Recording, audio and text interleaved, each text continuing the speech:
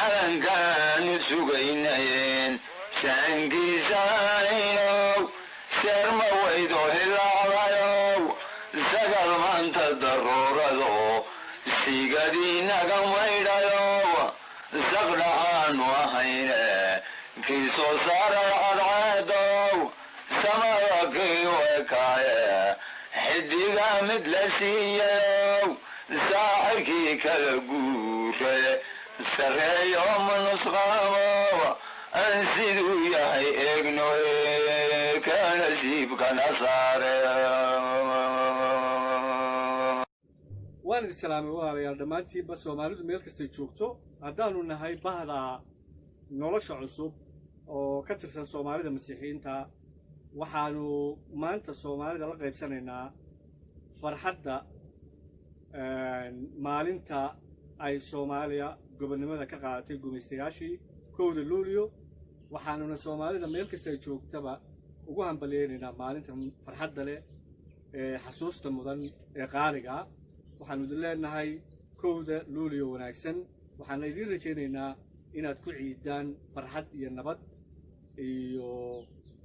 rajo wanaagsan oo mustaqbalka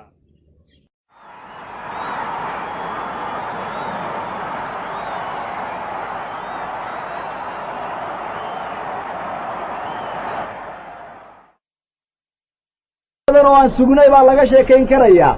rajooyin badan oo wax badan aan waqtiga kan sugnay baa laga sheekayn karaya intaas oo dhan ayagoo wada jira waxay ku dhigan yihiin qaluubtayada ayagoo shay keliya ay yihiin maanta waxaynu nahay Soomaali baan nahay maanta waxay nahay xor talada iyada gacantana ay noogu jirtaa waqtiga kan aan idinla hadlayo waxaad tihiin xor dawlad oo adinka gacantiina ku jirta aad leedihiin waxaa muhiim ah inaynu xasuusino inaynaan gobonimada Soomaaliya lagu siin waxa Ingiriisku yiraahdo silver plate ama saxan dahab ama silfara ama si dhib yar laakiinse ay ku soo baxday dhiig badan oo daatay dagaalo badan oo la galay siyaasad badan oo la ciyaaray hanti badan oo la horay marka waa muhiim runtii inaynan aan iska farxin laakiin aynu xasuusano dadkii halgankaas soo galay waxaa muhiima inaynu xasuusano halgankii daraawiishta ee uu hogaaminayay Sayid Maxamed Cabdulla Xasan kaas oo runtii bilaabay doonitaankii Soomaalidu ay ku doonaysay inay ka xoroobaan gumaysiga aasaaskana u dhigay kuwii dambe ka dambeeyena ay kaasi kastaba ajandahoodu ama sida ay u xorriyadda u dooneen habkoodu ha kala duwanaado laakiin ay ku sii dhiseen xorriyadoontii Sheekh Bashiir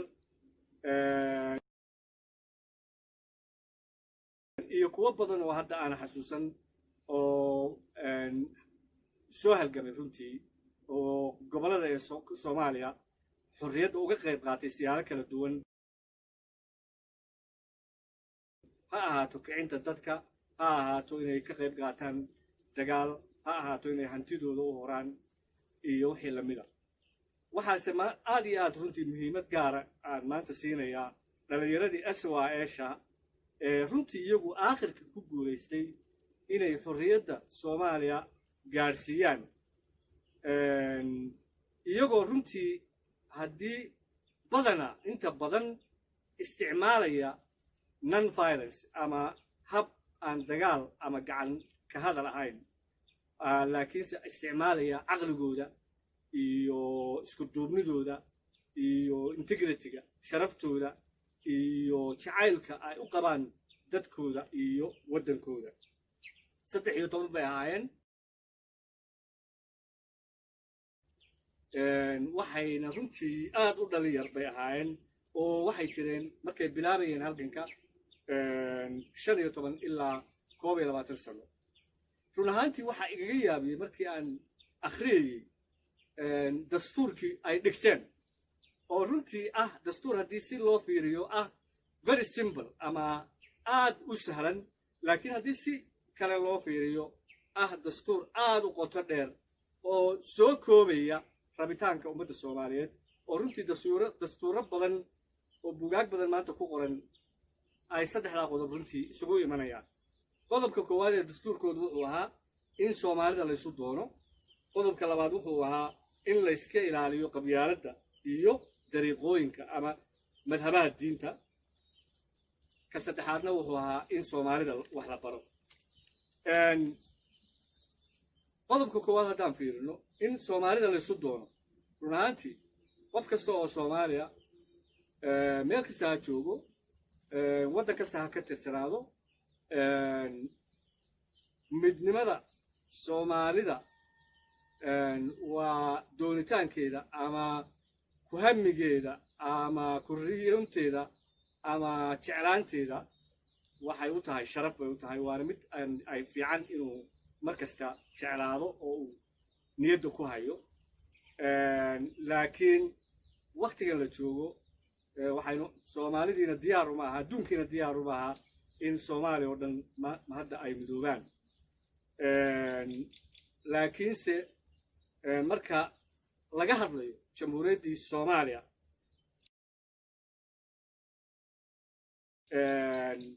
waxaa muhiima adduunku u aqoonsan yahay inay tahay hal jamhuuriyad oo jirta oo shirtayna inkastoo hadda ay meelaha qaarkood ku dhawaaqayaan in ay ka go'een waxaa muhiima in dadaal dheeraada loo galo in midnimadii jamhuuriyadda la dhowro oo la adkeeyo oo la soo celiyo oo ay noqoto mid shaqaynaysa ereyga ilaahay Bible-ku wuxuu noo sheegayaa haddii ay dad kala qaybsamaan ilaahu may noqdaan family kooban hadday ama ha noqdeen boqortooyo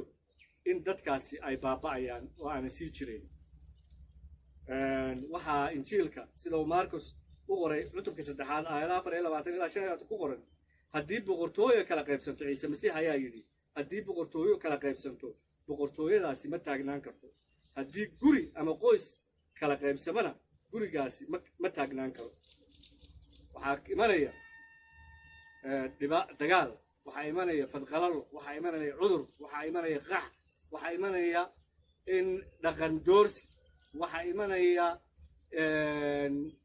meel kasta oo aad tagtid inaad ku tahay qof dullaysan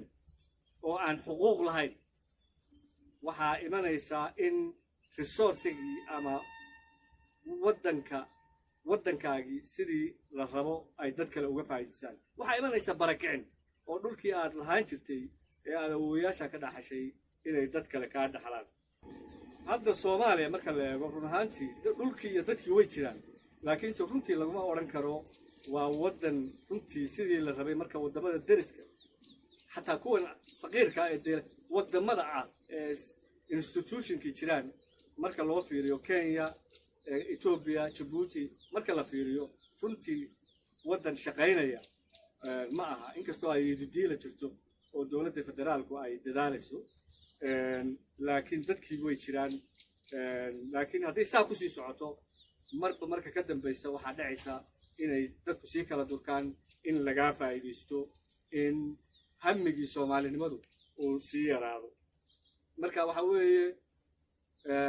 haddaanay jirin midnimo ama wadajirku waxaa dhacaya inaad aakhirka baaba'did oo aad sheegatid uun inaad Soomaali ahaan jirtay laakiin runtii aad tahay qof aan adduunka macna saasa ka lahayn midnimo markay jirto Bible-ku aad iyo aad ereyga ilaahay Bible-ku aad iyo aad buu amaanayaa sabuurkii Nabi Daawud cutubka 133 aayadda koowaad waxay odhanaysaa bal eeg siday u wanaagsan tahay oo ay u wacan tahay inay walaalo wadajir ku wada deganaadaan ama ku wada noolaadaan siday u wanaagsan tahay yani ereyga wanaag waxaa loo isticmaalay markuu ilaahay adduunka abuurayay ilaahay wuxuu abuuray dhirta iyo xoolaha iyo dayaxa iyo xidigaha maalin kasta waxbuu abuurayay markuu eegana oo bal eeg waxaasi way wanaagsanaayeen markuu wanaag jiro iyo wadajir nolol baa jirta horumar baa jirta nabad baa jirta waxaa jirta jacayl baa jira adduunka inaad qiimo ku lahaatid oo lagu dhegaystaa jirta in aad adduunka wax wanaagsan ku soo kordhisid baa jirta ya inaad waddankaaga iyo dadkaaga difaacatid baa jirta ya nolol baa jirta marka ay wada jirtaa sidaa daraaddeed aad iyo aad bay wada jirka ay u wanaagsan tahay marka dhalinyaradan aswael aad iyo aad bay u dadaalayeen oo ku hameeyeen in soomaalida la isku keeno wuxuuna ahaa dastuurka qodobkiisa koowaad qodobka labaad wuxuu ahaa in la iska ilaaliyo qabyaaladda iyo dariiqooyinka diinta doonista iyo hamiga dhalinyaradii aswael waxay ahayd soomaaliya may ahayn qoqobo yar oo runtii qabiilooyin ku dhisan oo magacyo beena la huuyey dabadana laan lagaga daray runtii qabiil ku dhisan laakiinse waxay doonayeen soomaali bay doonayeen taasaana wanaaggu ku jiraa runtii qof kastoo soomaaliyana waa inuu taa doono hadda qoqobyada yaryar aan ka hadlayo waxa weeye wax heerana ma gaadhsiinayaan dadkooda oo macno uma samaynayaan adduunkana macno uma samaynayaan waxay noqonayaan meelo yaryar oo qofkii rabo uu aakhirka ku adeegto aakhirkana dad kale unbaa u iman oo domination ku samayn ama dusha ka qabsan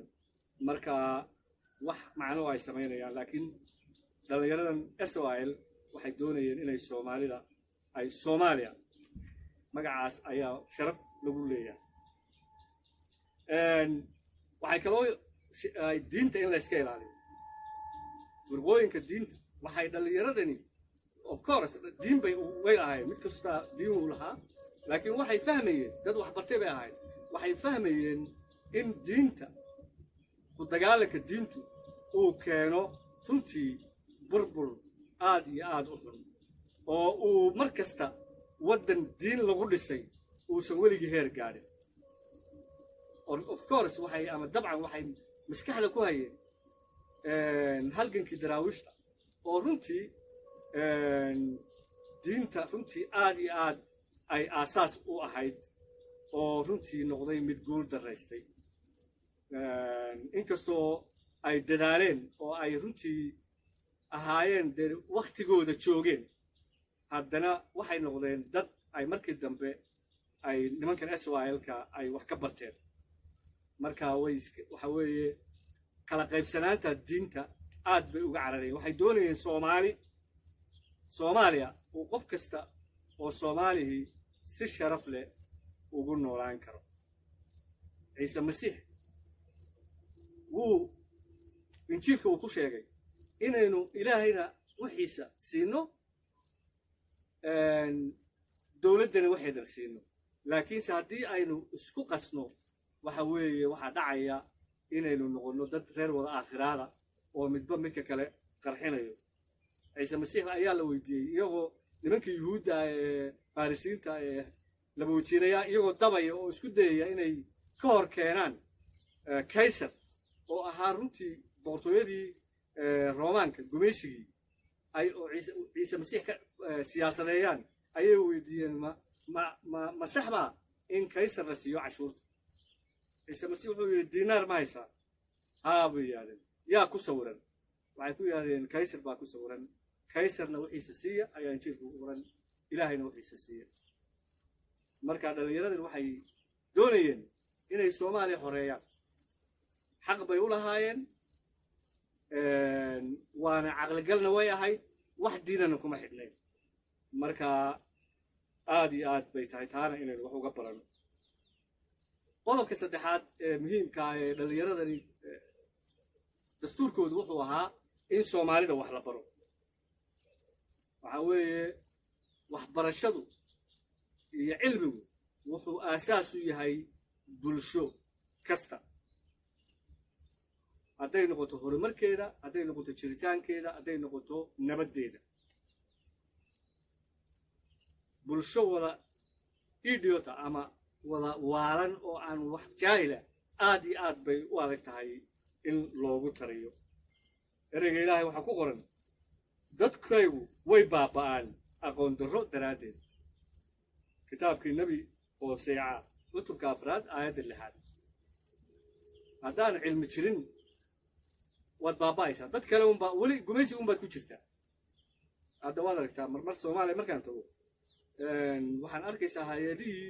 baabi'i daraaddii hay'adihii samafalka iyo kuwa internationalka dad ajnabi ah u badan Soomaalidii aawd waxa weeye okay jaamacado yaryar oo lagu sheego jaamacado way jiraan laakiin cidna ma aaminayso burburka ka dhacay waddanka Soomaaliya daraadeed waxaa laga aaminayaa qof wax ka soo batay Kenya ama Ethiopia ama waddan kale marka waxa weeye waxa kale Soomaaliya ka dhacay intii burburku jiray in ay macadiyo diimeed malcaamado madrasado ka soo baxeen kumayaal dhalinyaro oo qaybsan kabadyada iyo leelaafi quraysh iyo washamsu okay bal washamsu iyo tabadyada iyo leelaafi quraysh ma adduun bay ka celinaysaa waxaaba dhici karta inay adiga dib kuugu soo jeestaan oo dhacday